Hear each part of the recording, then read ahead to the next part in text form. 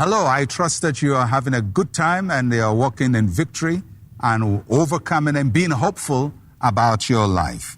Romans chapter 4 verse 17 onwards talks about Abraham, who had a lot of struggle with his life about whether he will have a child or not have a child. And this is how the Bible describes Abraham. It says, as it is written, I have made you a father of many nations, in the presence of him whom he believed, God who gives life to the dead and calls the things which do not exist as though they did, who contrary to hope in hope believe. God who calls the things which be not as though they were. Abraham had a hopeless situation, so to speak.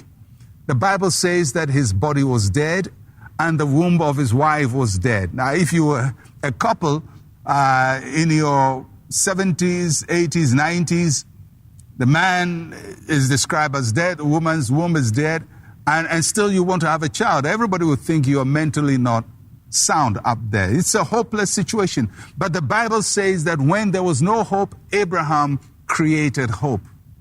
It's possible to create hope when there is no hope.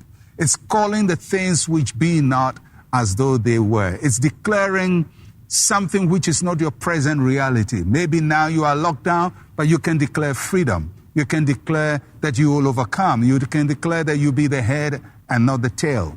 The story is told of a man called Viktor Frankl. Viktor Frankl was a psychiatrist. He was from Austria.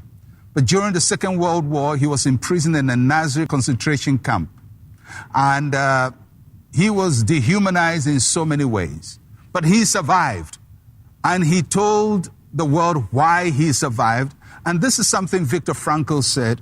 He says that in the prison he realized that everything can be taken from a man, but the last thing that cannot be taken from a human being is our attitude to choose how we'll react in every circumstance or every situation. In other words, you can be in a hopeless situation and choose hope. You can be in a fearful situation and choose faith. You can be poor and choose prosperity. You choose how you want to respond to life, not how life treats you. And so in this circumstance, as we're all struggling and thinking about how the future is going to be, how we're going to deal with our future, how we're going to deal with life, I want you, like Abraham, to think it may be hopeless around me, but I'm going to call the things which be not as though they were. Like Viktor Frankl, I'm in a prison, but I see myself free. I see myself operating a thriving business. Hope is critical to survival. And don't give up hope. So whilst we're going through all that we're going through, all this siege, we're locked down, life is very unstable, I want you to see your life doing well. Life beyond lockdown. Life beyond this COVID. Life beyond the virus. I want you to see your future, see your business, see your family. And I want you to trust God that the mental image you have about the future will meet his approval, that your eyes will meet with God. It is in hope that we make eye contact with God, and he brings to pass the expectation of the righteous. I pray for you that your hope will not disappoint you, that your hope will be fulfilled.